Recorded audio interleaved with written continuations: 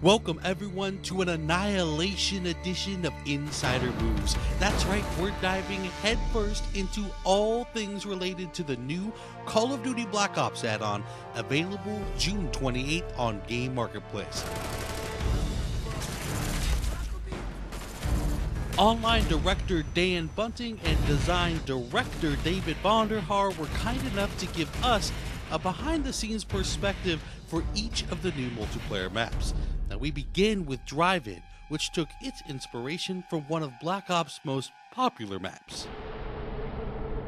Normally in a small map, or a medium-sized map, it's actually very difficult to create multiple independent battle spaces. But this, in the drive-in movie theater screen is kind of the anchor of that map, and you can even get up on it to see Overwatch on one side, right? So you get this really cool kind of vibe, kind of storming over the drive-in screen or outside the edges in these kind of independent, and they're not even themed really for the most part, how concrete themed they are for how medium-sized that map is. We were really kind of taking inspiration from Nuketown. Nuketown was a super successful, highly popular map within the community because it's very fast and frenetic. It's a small map.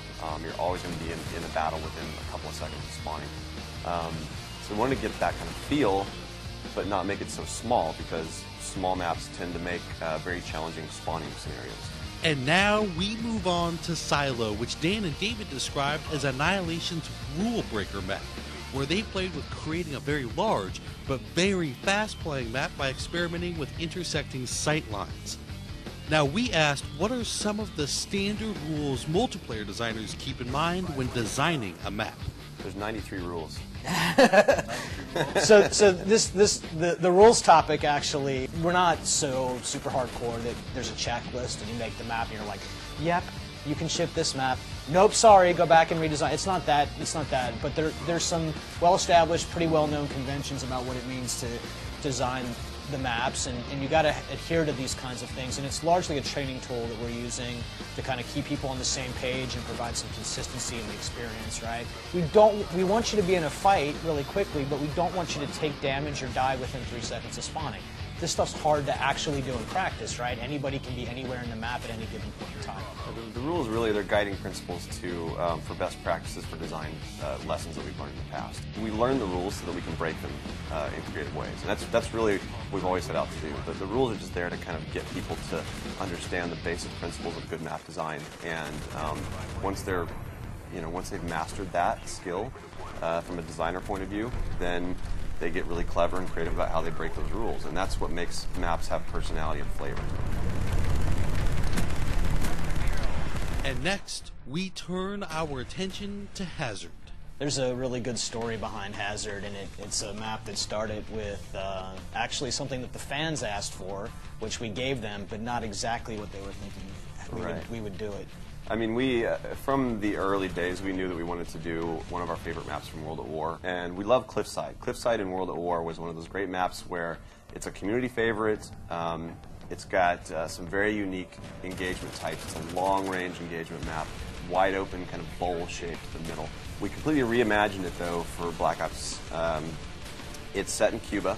It's a very high-end luxury kind of golf course resort locale right on the ocean. We actually rebuilt it with the design in mind and the layout in mind. So there's a lot of similarity to the old map and how it plays. There's going to be a sense of familiarity with fans, but it's very different. It also has its own unique flavor.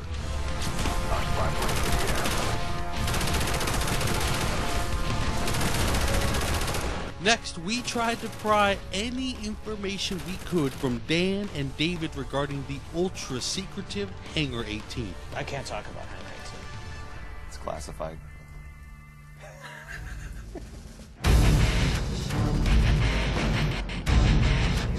So Hangar 18, it's a really fun map for us. It's based in the Area 51 setting in Nevada, the government top-secret test site. Hangar 18 is the most famous hangar of that area.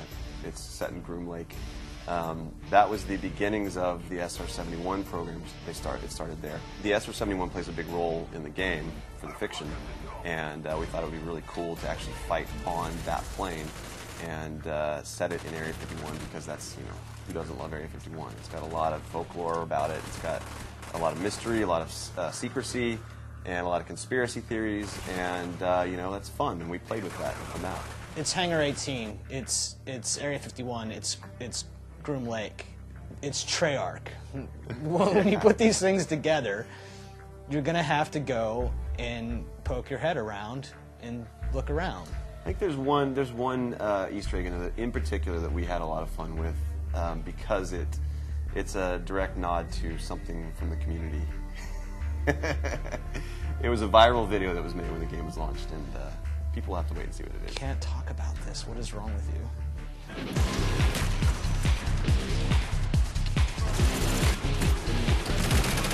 We hope you enjoyed this preview of all the multiplayer maps for Call of Duty Black Ops Annihilation game add-on.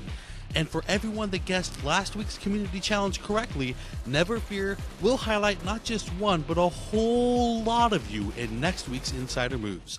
For now, though, we give to you a final parting gift, a collage of zombie moments collected from the stellar Shangri-La level. Enjoy, everyone, and thanks for watching Inside Xbox.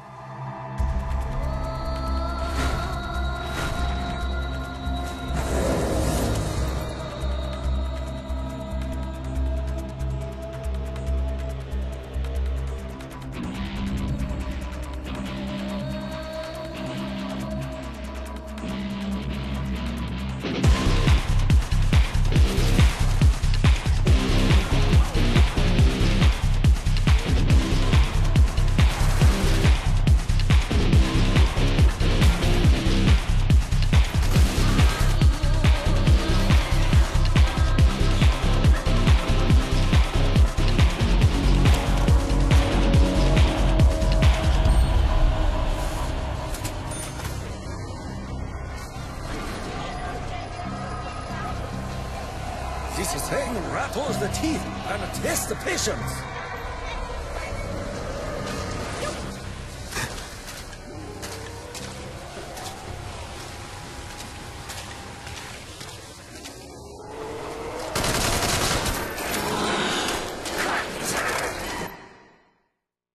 Hazard's got a great story. Yeah, we have to talk about the... Yeah, do it. No, I was telling you. Here, Oh. let's try to get... Hazard has a great story. I teed up the thing.